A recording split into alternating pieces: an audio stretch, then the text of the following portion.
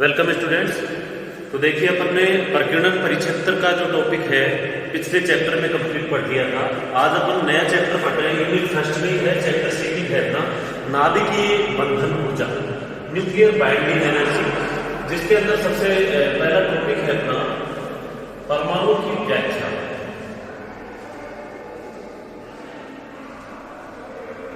यानी कि परमाणु के अंदर क्या क्या होते हैं। परमाणु की व्याख्या में आप लिखोगे एक परमाणु प्रोटॉन, न्यूट्रॉन व इलेक्ट्रॉन से मिलकर बना होता। सर्वप्रथम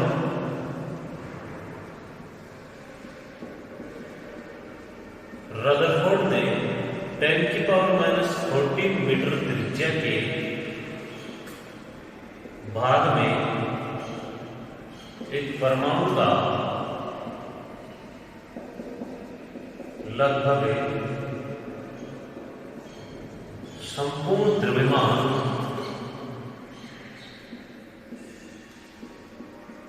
केंद्रित माना,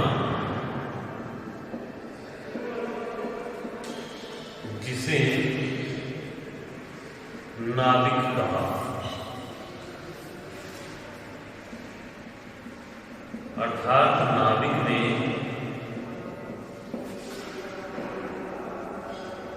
प्रोटॉन पाए जाते हैं।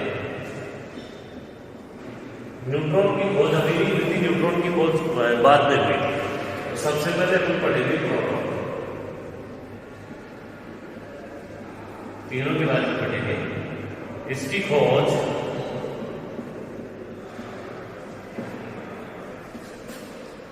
अर्नेस्ट रदरफोर्ड ने की थी।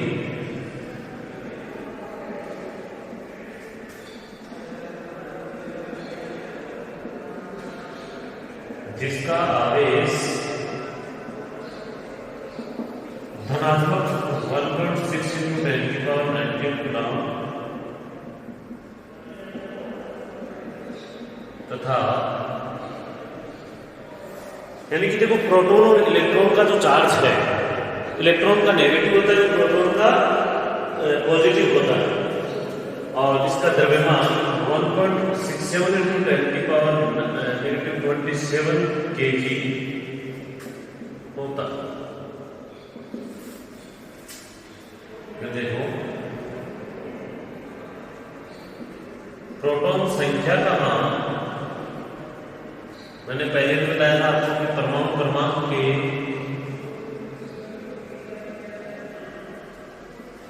बराबर होता है। ठीक है। फिर देखिए अर्नेस्ट जो रदरफोर्ड है उसने यह भी ज्ञात किया कि एक प्रोटॉन का जो आवेश है, समझ गए, इलेक्ट्रॉन के या द्रव्यमान, इसका द्रव्यमान इलेक्ट्रॉन के द्रव्यमान का 1836 गुना होता है।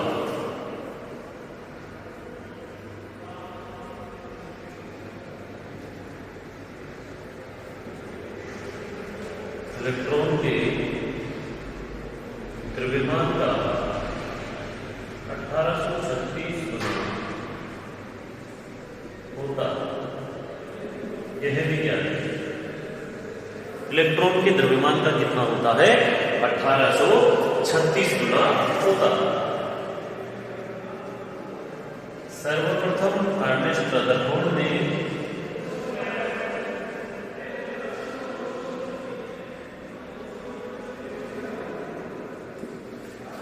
पोलोनियम नाभिक के विघटन से प्राप्त अल्फा कणों को, अल्फा कण क्या होता है स्टूडेंट्स, 2e का आवेश होता है, यानी कि 2He4 क्या होता है कि अल्फा कण होता है। यहां से दिख रहा है। यानी कि अर्नेस्ट रदरफोर्ड ने पोलोनियम नाभिक के विघटन से प्राप्त अल्फा कणों को नाइट्रोजन क्या होता है 7N40 नाइट्रोजन नाभिक पर आपतित कराया, जिससे एक ऑक्सीजन का नाभिक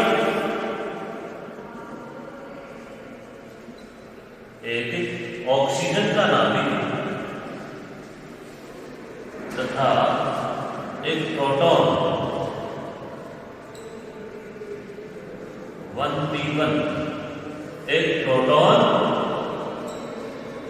प्राप्त हुआ, एक ऑक्सीजन का नाभिक और एक प्रोटॉन प्राप्त हुआ। देखिए इस रिएक्शन को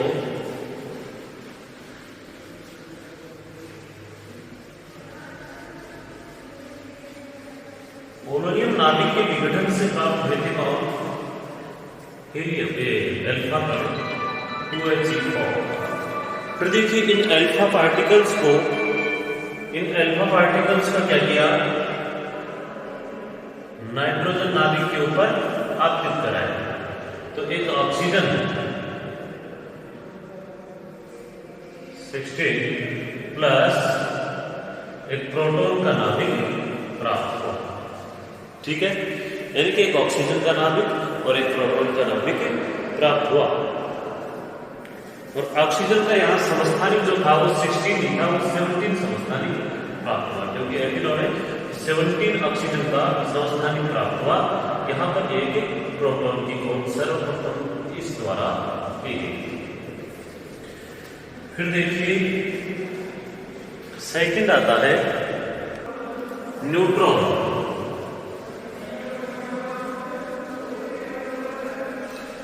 सेकंड पढ़ेंगे हम। देखिए न्यूट्रॉन की खोज की थी जेम्स चैडविक ने। इसकी खोज जेम्स चैडविक ने की थी।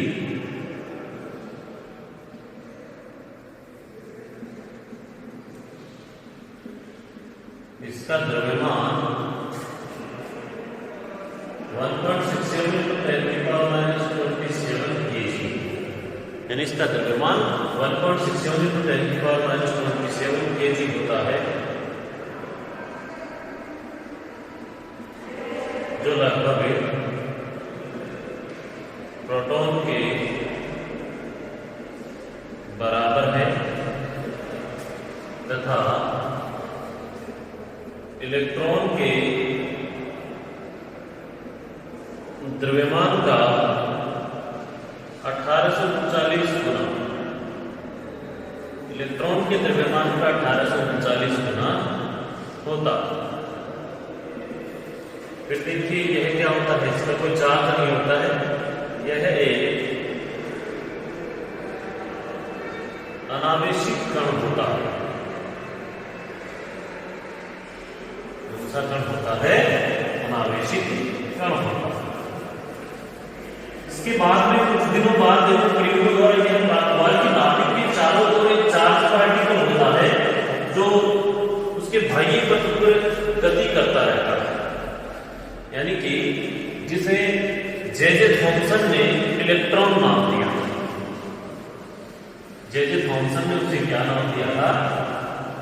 इलेक्ट्रॉन। यानी कि इसके बाह्य पथों पर। तो अब थर्ड है इलेक्ट्रॉन। देखो इलेक्ट्रॉन का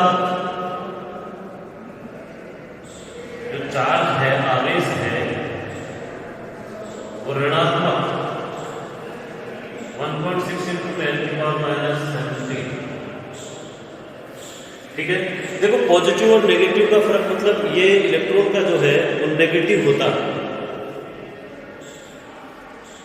1 सेकेंड, ये इसमें मिसप्रिंट है शायद, मेरे हिसाब से 90 नहीं होता है, सॉरी 1.6 × 10⁻⁻19 कुलाम ही होता है। ऋणात्मक होता है तथा द्रव्यमान, देखिए द्रव्यमान 9.1 × 10⁻31 kg होता। अब देखिए जो इलेक्ट्रॉन्स हैं वो इलेक्ट्रॉन्स नाभिक के बाह्य पथों पर क्या करते हैं? चक्र लगाते हैं। फिर देखिए अल्फा क्षय, एरो लगा के लिखोगे, अल्फा क्षय व बीटा क्षय प्रयोगों द्वारा, पहले मैंने लिख लेना, इसकी खोज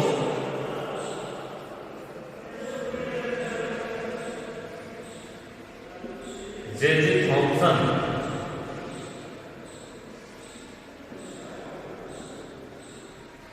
इलेक्ट्रॉन की खोज जैसे फंक्शन देखी थी, अल्फा क्षय व बीटा क्षय प्रयोगों द्वारा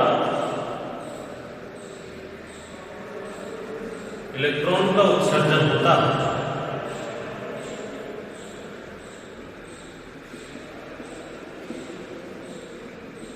जिससे यह ज्ञात हुआ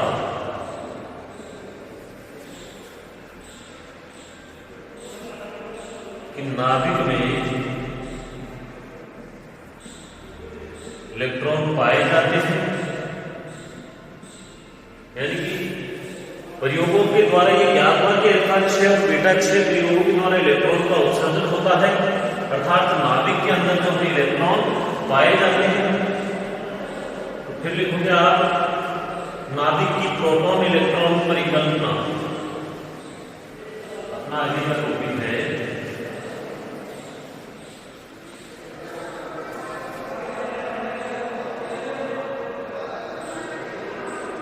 नाभिक की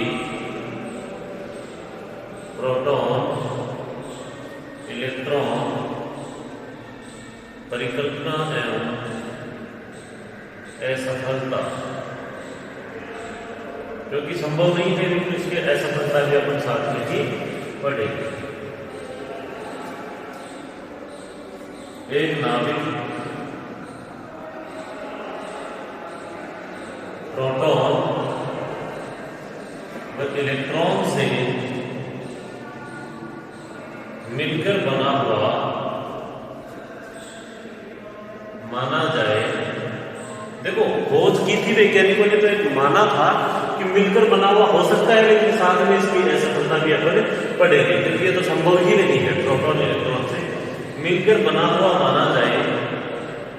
तो उस नाभिक में बताओ प्रोटॉन तो कितने होते हैं, जेड प्रोटॉन तथा A माइनस जेड न्यूट्रॉन नहीं क्या होंगे, इलेक्ट्रॉन पाए जाते हैं। मिलकर बना हुआ माना जाए तो उस नाभिक में जेड प्रोटॉन तथा A माइनस जेड इलेक्ट्रॉन होने चाहिए। तो ये देखो एक हीलियम नाभिक के लिए मैंने जैसे एग्जांपल हीलियम नाभिक है 2He4 होता है,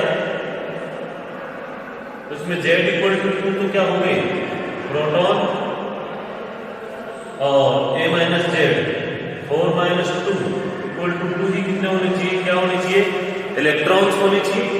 यानी कि इसके अंदर क्या होने चाहिए 4 प्रोटॉन नाभिक में, sorry A equal to 1 minute, उसके अंदर A माइनस जेड एक प्रोटॉन, सॉरी जेड नहीं होते हैं, ये द्रव्यमान संख्या के बराबर प्रोटॉन। तो देखिए A इक्वल टू यानी कि 4 तो क्या है प्रोटॉन है और A माइनस जेड परमाणु क्रमांक जेड है, तो A माइनस जेड का मतलब 4 माइनस 2 यानी कि 2 क्या होना चाहिए इलेक्ट्रॉन। तो एक हीलियम नाभिक के अंदर 4 प्रोटॉन और 2 इलेक्ट्रॉन जो कि संभव ही नहीं है, तो क्या है असंभव है, ठीक है। फिर देखिए कोणीय संवेग की जो अपने समीकरण पढ़ी थी J equal to small j extra जो होता है, कोणीय संवेग भी अपन ने पढ़ा था कि Z सम n विषम अर्धपूर्णांक होता है, शून्य होता है, जो अलग अलग नाभिकों के लिए अपन ने ज्ञात किया था। तो कोणीय संवेग के आधार पर भी इसकी असफलता होती है। तो एक नाभिक को इससे मिलकर बना हुआ माना गया था, लेकिन द्रव्यमान के आधार पर और कोणीय संवेग के आधार पर इस परिकल्पना को असफल घोषित किया गया। एक लाइन के लिए लिखोगे द्रव्यमान व कोणीय संवेग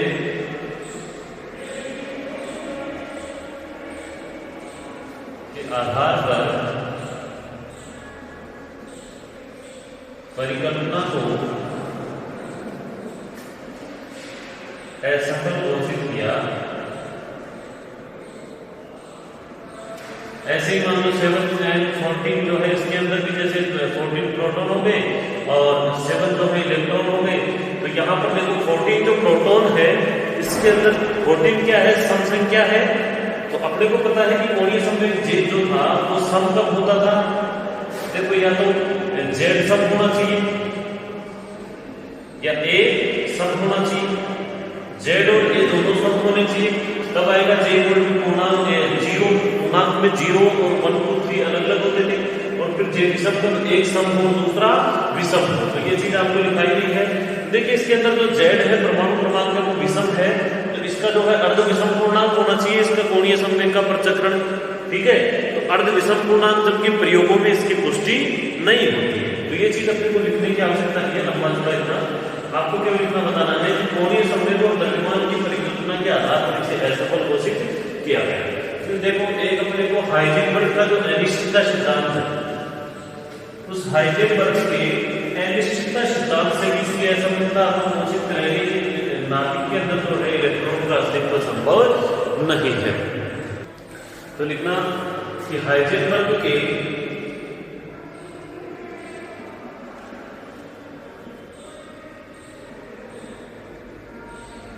अनिश्चितता सिद्धांत के अनुसार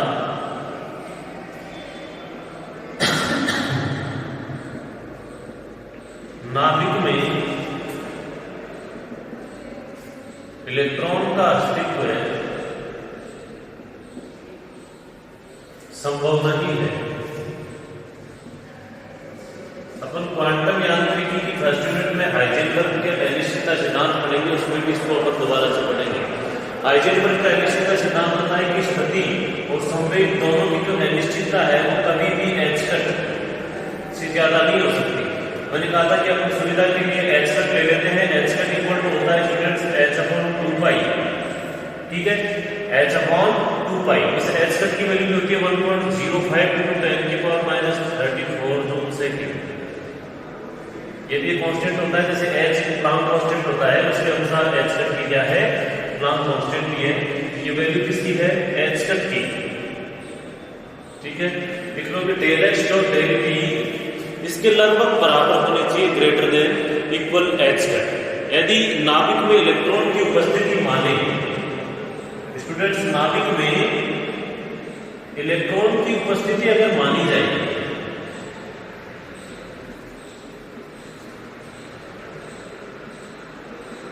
तो इलेक्ट्रॉन की स्थिति में अनिश्चितता कितनी होगी, किसी पार्टिकल की स्थिति में अनिश्चितता होगी कि वो कितनी दूर तक घूम फिर सकता है, यानी कि इलेक्ट्रॉन नाभिक में कितनी दूरी तक इधर उधर हो सकता है, यानी कि उसकी स्थिति में अनिश्चितता कितनी होगी, नाभिक की त्रिज्या के बराबर। तो उपस्थिति मानी जाए तो इलेक्ट्रॉन की स्थिति में अनिश्चितता नाभिक की त्रिज्या 10⁻14 मीटर के कोटि की होती।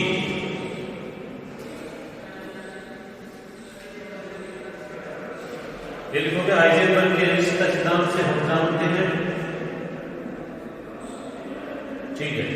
तो इतनी स्थिति में अर्थात स्थिति में अनिश्चितता डेल x कितनी होगी स्टूडेंट, 10⁻14 मीटर। तो संवेग में अनिश्चितता निकालोगे इक्वेशन 1 से, डेल t इक्वल टू निकाल लोगे, क्या आ जाएगा, लगभग equal to h del x आ जाएगा, ठीक है स्टूडेंट। तो डेल t इक्वल टू कितनी वैल्यू आएगी, h की वैल्यू 1.05 × 10⁻34, फिर लगभग 1 ही है, 1.05 का मतलब 1 ही है, फिर 10⁻14 मीटर। तो कितनी वैल्यू आती है यहां से, लगभग 10⁻20 मीटर के लगभग, ठीक है। यानी कि इसकी संवेग में जो अनिश्चितता है वो कितनी आती है, 10⁻20 ये सॉरी जूल पर सेकंड, जूल सेकंड पर मीटर, पर जूल सेकंड जो है जूल सेकंड पर मीटर के बराबर आती है। आप इस वैल्यू को अपन क्या करते हैं, इलेक्ट्रोवोल्ट में चेंज कर लो, फिर मेगा इलेक्ट्रोवोल्ट में चेंज कर लो। इलेक्ट्रॉन के चार्ज से अगर डिवाइड कर दोगे तो ये लाइन बदल जाएगी। इलेक्ट्रोवोल्ट में 10⁻20/1.6 × 10⁻19 इलेक्ट्रॉन के चार्ज से अगर इसको क्या कर दोगे, इंटू कर दोगे, ठीक है। ये संवेग में अनिश्चितता अपनी आई है, इलेक्ट्रॉन की एनर्जी निकालनी है वैसे अपने आई है, संवेग में अनिश्चितता। तो एक साथ इसको चेंज कर लेना। ऊर्जा निकालोगे तो हम जानते हैं, सेकेंड ईयर में पढ़ा है आपने, मैथमेटिकल फिजिक्स में ऊर्जा संवेग संबंध से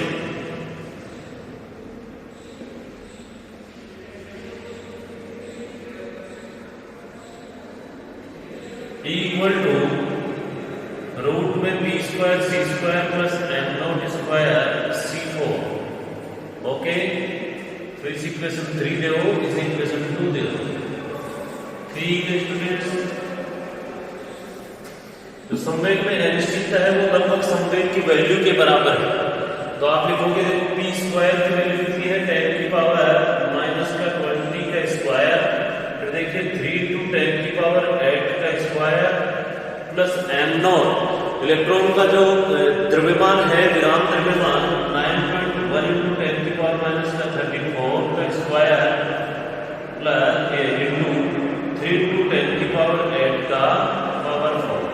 स्टूडेंट्स, इसे अगर आप सोल्व करोगे तो आपके पास में वैल्यू आएगी एनर्जी की, लगभग सोल्व करने से 3 टू 10 की पावर माइनस 12, 3 टू 10 की पावर माइनस 12 जूल के लगभग आएगी।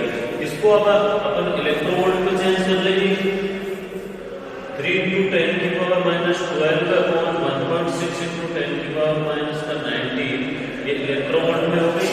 फिर ई की वैल्यू जो है इलेक्ट्रोवोल्ट में कितनी आएगी, 1.87 इंटू 10 की पावर 7 इलेक्ट्रोवोल्ट। इसको मेगा इलेक्ट्रोवोल्ट में चेंज करोगे तो 1 मेगा इलेक्ट्रोवोल्ट इक्वल होता है 10 की पावर 8 मेगा इलेक्ट्रोवोल्ट, सॉरी 10 की पावर 8 इलेक्ट्रोवोल्ट के बराबर। ठीक है, तो देखिए 10 की पावर 8 इसको क्या करोगे, इक्वल टू लगभग 18.7 इंटू 10 की पावर 8 इलेक्ट्रोवोल्ट, या इसे अपन ई की वैल्यू जो है 18 को लगभग प्रयोग में स्टूडेंट्स 20 माना जाता है, 20 मेगा इलेक्ट्रॉन। अर्थात इलेक्ट्रॉन की जो ऊर्जा है वो कितनी होनी चाहिए, 20 मेगा इलेक्ट्रोवोल्ट होनी चाहिए। यदि नाभिक में इलेक्ट्रॉन की उपस्थिति माने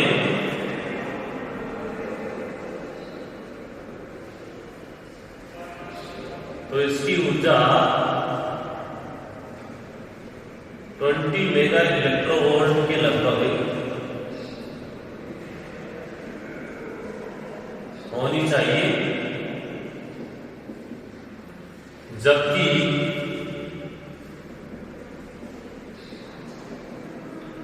प्रयोगों से ज्ञात है कि बीटा 6 प्रयोग द्वारा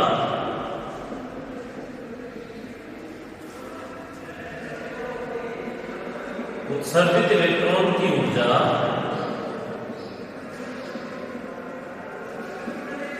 4 मेगा इलेक्ट्रोवोल्ट से 5 मेगा इलेक्ट्रोवोल्ट के बीच होती है।